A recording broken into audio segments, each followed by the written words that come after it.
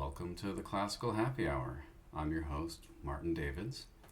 This is the show where my guest and I talk about music while having a tasty beverage. And then we try to play some music together.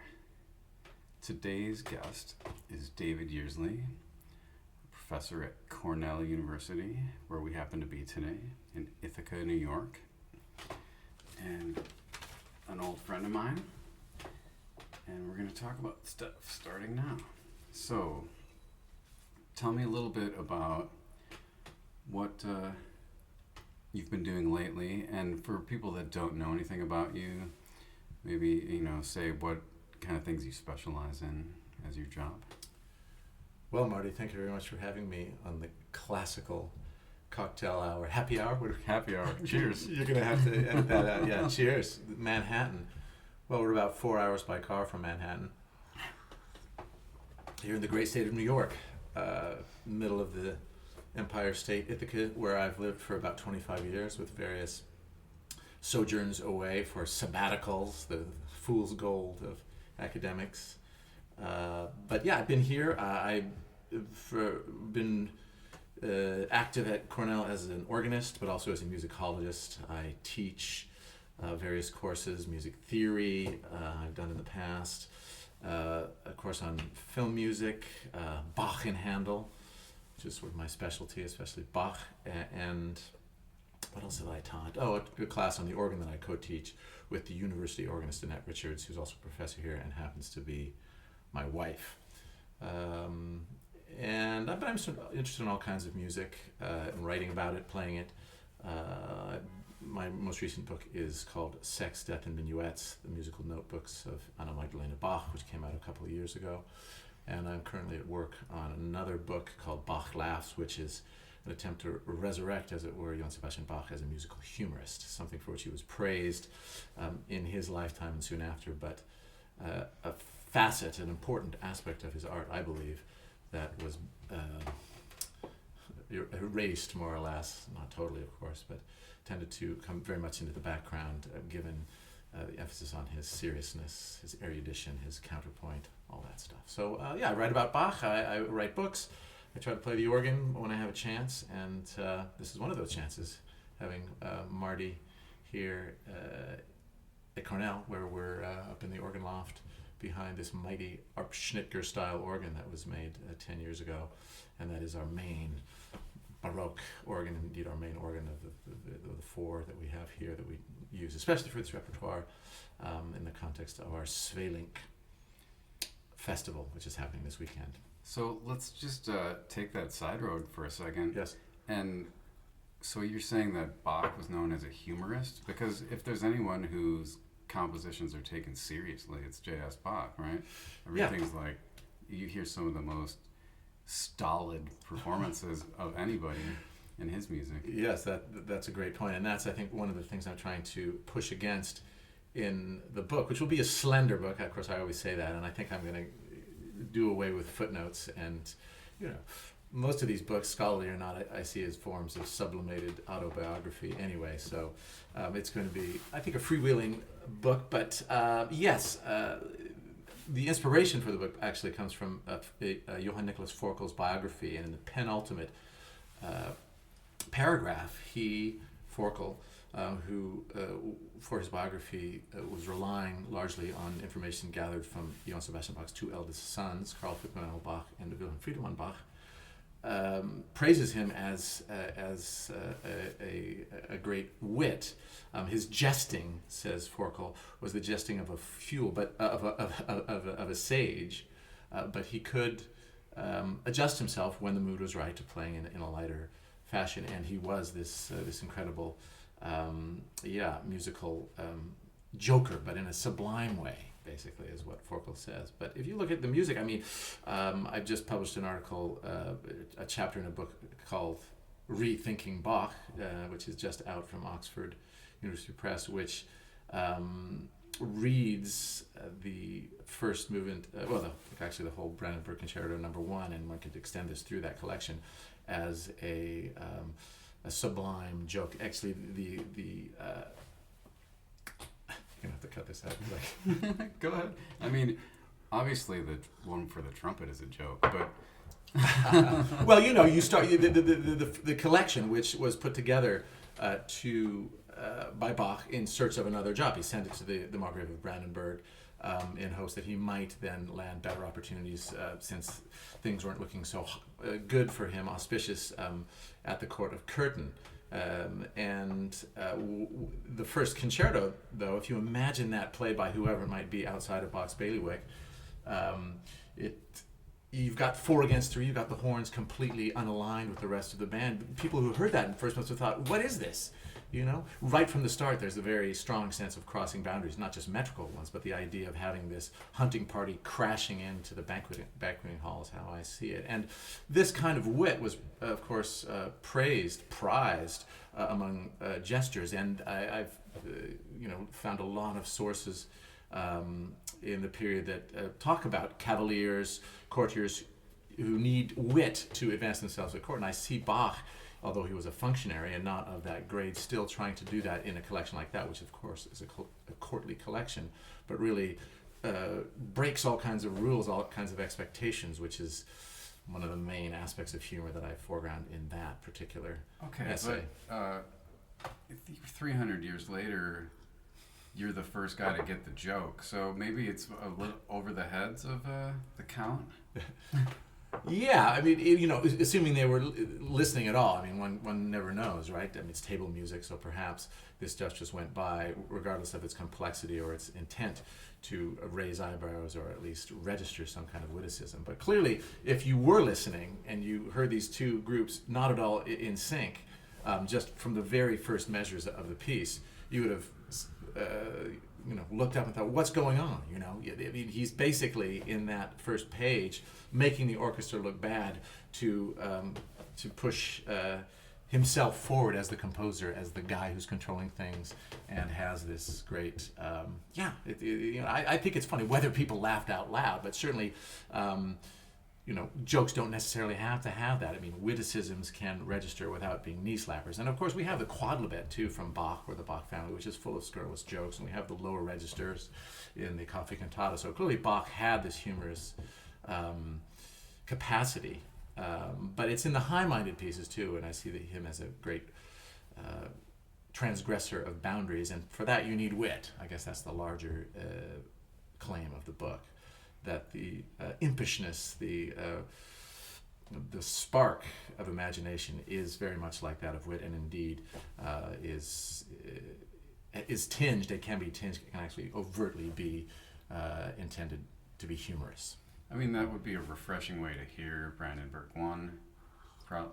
Make it more interesting for one, but it contrasts to how Bach is always portrayed as such a man of God and, striving to just transmit the divine, with, what he wrote at the top of the page and everything.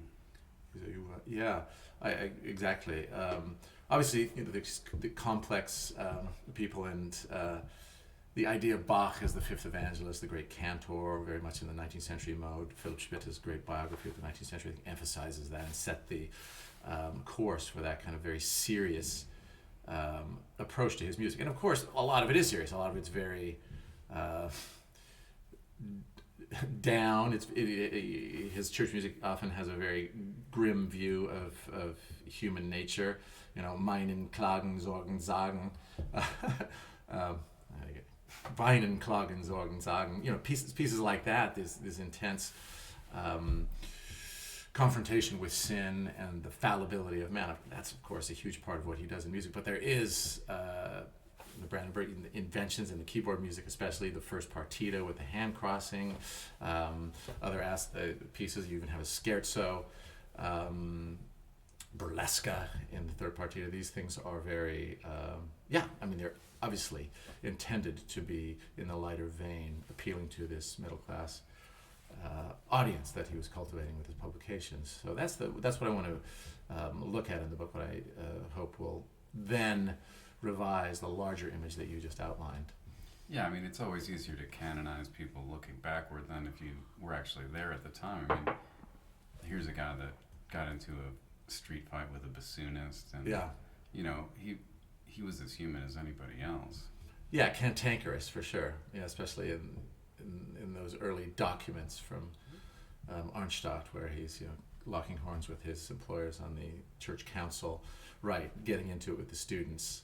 Yeah, I mean, those are serious things. You don't get into a fight on a whim, I guess, or maybe you do, but it's certainly not not necessarily funny. But yeah, he was, and of course his son too was praised for his Nuremberg wit, whatever that is. But I think the music will bear that out, a reading of the music, and I hope to offer fresh insights, perspectives on that stuff. All right, well, I'm looking forward to that. Yeah. I want to talk a little bit about your last book, Sex, Lies, and Minuets. And Sex, death, but yeah. Oh, Sex, Death, and Minuet. Okay. Yeah. And videotape. And, Yes. Okay. Yes, Soderbergh has the rights. He's optioned it for an undisclosed figure. Yeah. So, I haven't read it yet. I'm sorry to say, but I do have a copy now. How could you, Marty? How could you not? But I'm fascinated, and can you just tell me a bit about it? And yeah, the book again tries to it's basically an investigation of women in Lutheran German culture in the 18th century, using this figure, Anna Magdalena Bach, who was Johann Sebastian Bach's second wife. She was a star singer who came to the curtain court, hired by him, and within a year had married him, and then produced a dozen children for him over a 15-year period. General reading of her is that she gave up her career to foster her family, but she did continue to perform through the 1720s, in the first decade of her marriage. We know that much. We have documentary evidence of that, and I suggest that she actually probably did more. But it looks at the fate of widows, because she, of course, had nearly 10 years as a widow in straitened circumstances after her husband died in 1750. Also, her daughters, what happened to daughters, unwed daughters, in that culture, and the music that they cultivated, widows cultivated at home, families, and then also, again, this public and semi-public music that was a rich part of the Bach household, and indeed, I argue, the public sphere in coffee houses and other places. Of course, women weren't allowed in the Leipzig service to make music, but there were many other venues, coffee houses being one of the most important, and also salons of the wealthy burghers, patricians of Leipzig. And so I investigate some of these venues for that kind of music and what kind of music was made. And of course, the material at the core of this book are the two notebooks that Johann Sebastian Bach gave as gifts to his young wife. The first, more fragmentary form now, that of 1722, and then the more well-known and completed, mostly, book of 1725. These are collections of various pieces, keyboard pieces by the master himself, Johann Sebastian Bach, light songs, scurrilous, again, this gets to the idea of the humor, scurrilous wedding poems, very off-color, consorting with devout Lutheran hymns. So it's really a wide range of materials, and I use those notebooks as a way then to look at women in the Bach family and beyond in that period.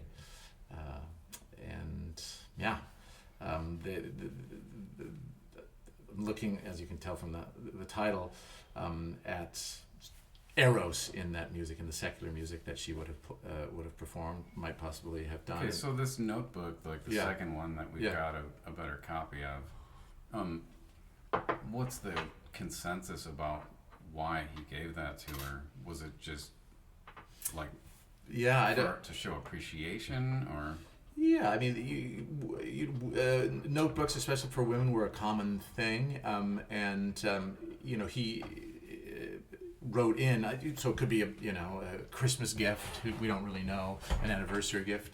There's no real dedication in it, but an appreciation, of a husband for his wife, some kind of marital gift, I guess, is what it has to be. But of course, there are other entries, and there's music by Carl von Manuel Bach. So it was a kind of family resource that, that the young sons, perhaps, although Bach scholars tend to efface women's agency in these books, but perhaps some of the girls too,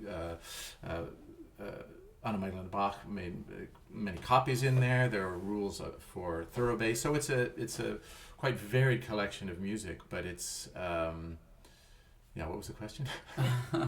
Why do people think he gave it to her? I think you Yeah. answered it, but so is there any sense of how it went over? I mean, it seems almost like are there any copies of these pieces in other sources, or is this the only there are place sort of that concordances. It's also a book that brings in music from Georg Böhm and Christian Petzold, these figures, organists from around Germany. So it has a kind of social valence as well. But the ones we think Bach himself wrote, are they only in that book, or did he publish them somewhere? Well, there's there's the E minor partita is in there in a version. So he published that later, 1731 is when the whole collection of the partitas appears. So there's, but the book was very much property of the family, and that one is well preserved and beautifully bound, and so a very precious object. So there's no real reception of it beyond that, except for the partitas that I describe and some other. I guess there are other pieces that he takes from his vocal works, cantata movements that he set for his wife, chorales, so devotional but also fun. Where could women perform? Could they sing in church? Could they sing in operas, or was it just in sort of private things? In Leipzig, of course, there was an opera until 1720 that closed just before Bach got there in 1723. So that was not possible. And women sang in church, in small country churches, but basically in the center of Lutheran Orthodoxy, Leipzig, which was also a commercial and university capital of Saxony. There weren't, chances for women to make music in the divine service. But as I said, in coffee houses, seems clear to me, reading the evidence, that they did do that. Also in salons, at home, there's these reports of domestic music making there, and perhaps also in outdoor concerts in the square. Also, coffee houses had gardens, like Zimmermann had a garden where music was made. So kind of public spaces also for women to make music. And then, as the Kapellmeister to the external Kapellmeister in Curtin after he left there, Bach returned and made music there with his wife, and most famously for the funeral music of Prince Leopold, some music that was also taken up in the St. Matthew Passion, and we know that Anna Magdalena Bach performed in that event too. Okay, so there are these external events. But in Leipzig, I think the public sphere, coffee houses is one classic place where a lot of music was made. In fact, the Collegium Musicum that Bach led in Leipzig for some 10 years was one such important possibility for her to make music, even by that point in her 30s, with lots of kids at home.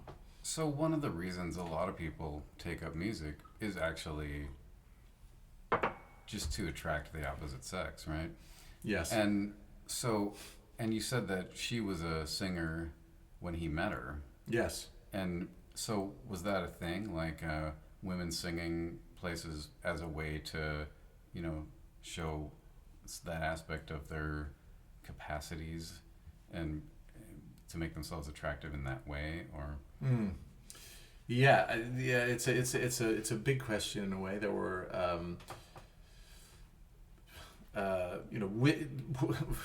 infamous women in some of these opera houses in Hamburg, the big public opera house in Northern Europe, and women there were sometimes disparaged as sort of prostitutes, that they were using their gifts at music to attract men, and of course money.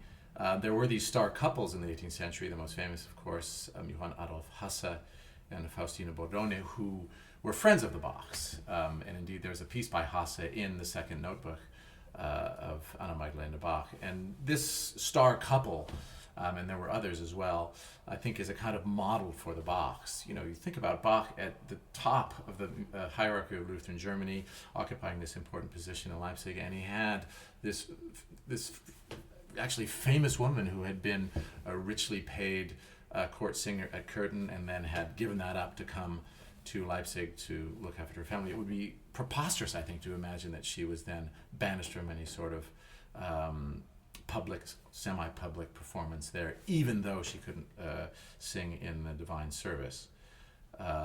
You know, Bach goes looking for a singer. He hears this, wonderful artist, and he's a widower, and one thing leads to another.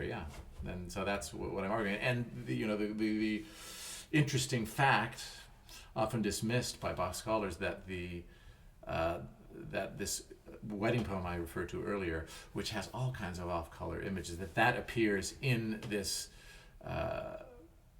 notebook of 1725 alongside these pious Lutheran chorales, just shows how important, just what you just described, the sex outside of the church really is part of their world. Of course it is. I mean, look at all the kids, and I think the music, some of the secular pieces that I talk about in the book, really bear that out. This attempt by Bach to harness the sensual power of his wife's voice, which he must have loved. Yeah, I mean, how many guitars have been sold in America with the thought of serenading your loved one? Yeah, or this is going to make me attractive, Yeah, and I think it goes both ways, Bach as this important, still relatively young figure in an important position in Curtin, looking for a singer, but he's also a widower, so the calculation is cleared by the family, what this might lead to in terms of financial stability. And then, Bach also showing his stuff. Anna Magdalena Bach was from Weissenfels. Bach must have played that organ. There was a famous organ in Weissenfels that had a compass that went up to high F, and there's one piece that exploits that, the Toccata in F major that Bach wrote, which has this enormous pedal solo that goes up to high F, and also the manuals go up to high F. It's a really extraordinary organ, because organs typically were just 4 octaves, none of that high stuff, and so this was a very acrobatic thing. And you can imagine, or I hypothesize perhaps a little, what's the word I'm looking for? A little negligently, that that's a pretty good piece to court a woman with, to be showing off your stuff there at the organ.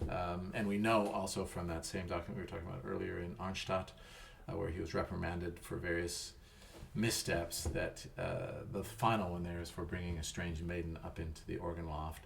What that means, of course, has been debated a lot in Bach's studies. But the F major toccata, it certainly is a strong and virile piece that I don't think coincidentally has Weissenfels as its organ, which is, of course, the place where he met his wife. Yeah. So is that the 18th century equivalent of see my record collection, the organ loft? Yeah, who knows? Yeah, I mean, whatever works, right? Yeah, I mean, on a personal note, I met my wife in the organ loft of Stanford, so and here we are. Worst places to meet. Yeah. Okay, so I'm definitely excited to read your book now. Good. Thank you for the copy, and I'll inscribe it later. Yeah. Awesome. I want to talk about, how did you become an organist? I mean, does anyone start playing music on the organ, or do you end up there from something else?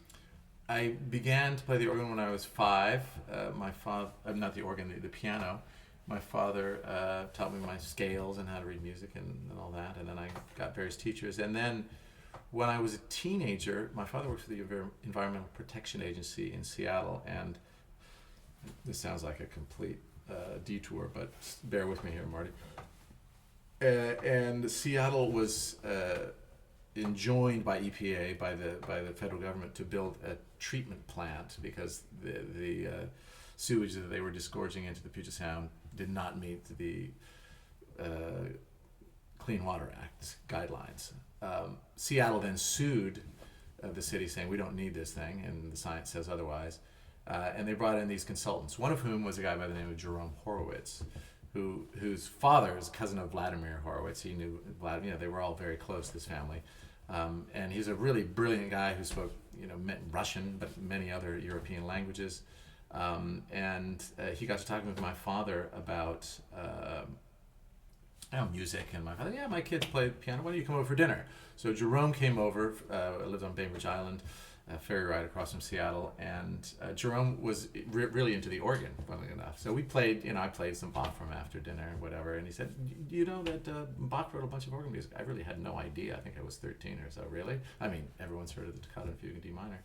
But, okay, interesting, yeah. And so he bought some records, some LPs for my brother and me, and he had studied with this, he's from D.C., Washington, D.C., and he studied with this organist Catherine Swan Fowler, who was the last student of a famous Canadian virtuoso organist of the early 20th century who moved to New York named Linwood Farnham, a legendary figure in organ culture of the early 20th century. And so I went back and studied with her for a summer, and then I just sort of got into it. And I loved Bach, and who knew? I did, and all this incredible music. I started with the Orgelbüchlein, these short choral preludes, but soon was playing the trio sonatas and all this stuff. And there was a little organ on our island in the Episcopal Church, and I just sort of took off from there. So it was thanks to Jerome that I got into it. Mr. Horowitz? Yeah, and the this battle between the city of Seattle and the federal government. Wastewater, that's how I got into the organ. Wow. Yeah. I mean, yeah, whatever it takes. Yeah. So, other than your musicological writings, you also do, some, how do I say, journalism? I hear large air quotes in that, yes. Yeah, I do. I write a column every Friday for Counterpunch, counterpunch.org. You can look at it today, which is October. What is today? It is October 22nd.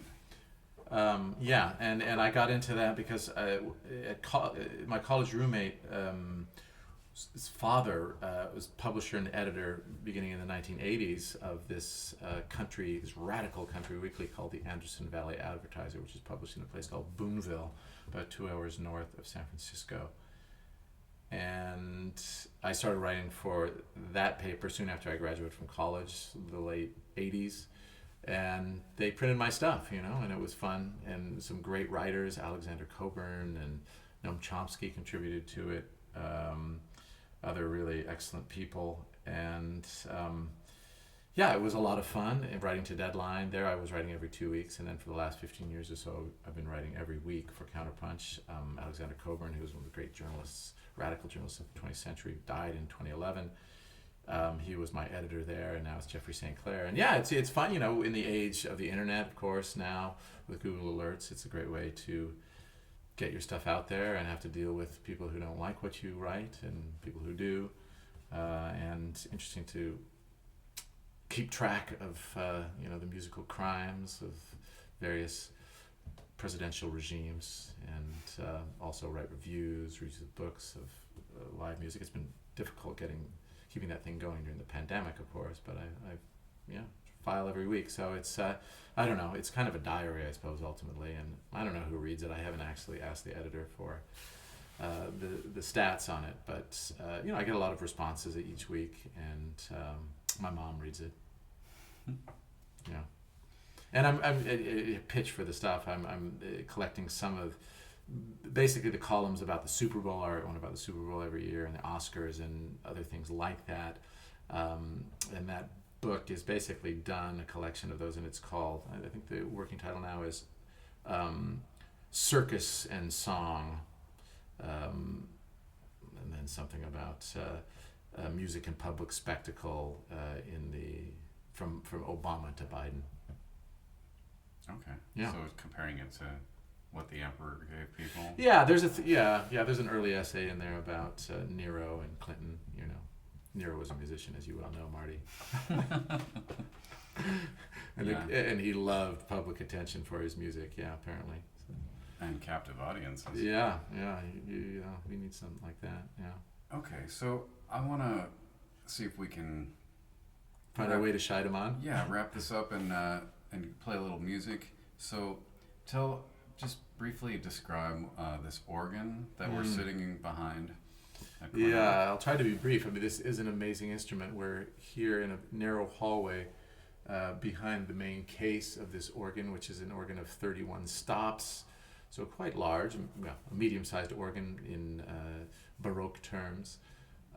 The organ specification, that is to say, the pipes, the different sounds, the stops, are almost exactly a copy, a fantasy reconstruction of an organ that was built by Arp Schnitger, who was the great master of the North German Baroque, made massive organs in Hamburg and other important Hanseatic cities, and whose work was prized by Johann Sebastian Bach.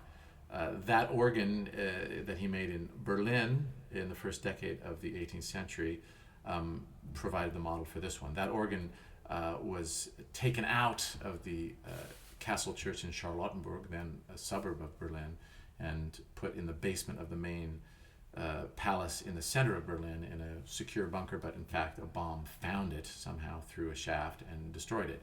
But the organ in the 1930s had been fully documented and recorded, and so we used that information to reconstruct this organ. The master organ builder who was at the head of the project is a man by the name of Munetaka Yokota, who you met many times. Marty, he's a great guy. He's a mythic figure. I mean, he's just the most brilliant and charismatic artist of an organ builder. And he, in fact, in Tokyo, in the 1960s, he took his allowance to buy records, and the first record he bought was a Telefunken record of this organ, this destroyed organ, recorded by a German organist called Fritz Heinemann in the 1930s. And Munetaka long had the dream to reconstruct that organ, and after many other international projects in Sweden, in Korea, in California, Munetaka, who was a professor of organ building at the University of Gothenburg in Sweden, came here, and after basically 10 years of research, he put this organ in with the help of local volunteers, and also he trained a local organ building firm to do various parts of the organ as well. So what we have here in the center of New York State is a Baroque organ circa 1706 that is a wonderful North German organ that Bach, for example, would have completely recognized. You have it in a case that is different. We put it in a case that fits more in this long chapel here at Cornell, Annabelle Taylor Chapel. And for that, we had a local craftsman make it all with hand planes. There's no sandpaper, no modern nails. So it's really done in the 18th century, early 18th century fashion. And I think you hear and see the difference in the case, which is really one of the most beautiful cases, modern cases built along Baroque principles. It's a wonderful sound. It's got, very powerful, but also very colorful. So we're going to play, some Scheidemann? Scheidemann, yes. One of the great figures of the North German Baroque organist at the Katharinenkirche, the Church of St. Catherine's in Hamburg, the greatest organ city in Northern Europe. Scheidemann studied between 1611 and 1614 with Jan Pieterszoon Sweelinck, the Orpheus of Amsterdam, who died 400 years ago last Saturday, so just within the last week, and there have been many commemorations of him around the world, I think, and we're doing one here at Cornell. Scheidemann was one of his favorite students. We have a wonderful canon written by Sweelinck commemorating their time together in Amsterdam, and after his studies there, he went back and succeeded his father as organist at this important church in Hamburg, and welcomed many students as well. And he often made music with one of the important municipal musicians, one of the towering figures of violin playing in Northern Europe in the early years of violin playing. Of course, the violin, I guess, you tell me, Marty, but it's basically an instrument of the 1550s, so within 100 years it migrated up to the north, and Johann Schopp was Scheidemann's colleague, and they often made music from the organ loft in St. Catherine's, which had this enormous North German organ with lots of different colors. And they could play in alternation, but also together, and we have these reports of just how pleasing that music was to those who appreciated it. So we've assembled a program. Schopp published quite a lot of music in Amsterdam in a collection called Het Uitnemend Kabinet, the extraordinary cabinet. So it was a kind of cabinet of curiosities, of violin curiosities. And Scheidemann, too, we've recovered some of his music over the years, and we're going to do some of that in alternation, the Schopp and Scheidemann, some together, imagining ways of connecting it in this program that we'll play tomorrow night. So, but now we're just going to play, a Galliard by Mr. Scheidemann? Galliard Ex D. Galliard in D. Yeah, the thing about Scheidemann is that he's got, again, an incredible wit. There's the optimism of his music. He died of the plague in the 1660s, or during a visitation of the plague in Hamburg, so we assume it was the plague. But he was the music is so full of this ebullience. Often it's relatively simple, although he is a master of counterpoint too. But it somehow, it just brings a smile to your face. And there's a famous engraving of him from his lifetime, the first half of the 17th century. And you see him in, quite fine clothes, his 17th century goatee, and, you can see even in this black and white engraving, so to speak, that glint in his eye.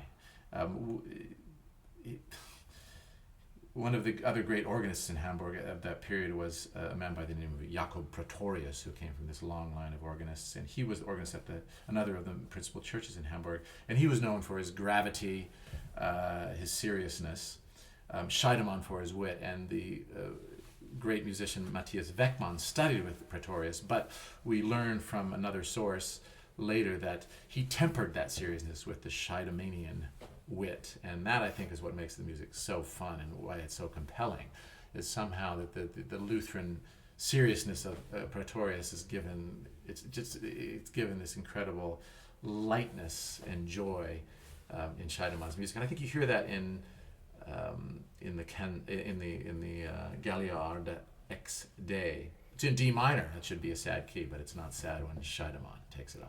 All right, well, it's been great talking with you, and let's go play some music. All right, thank you, Marty.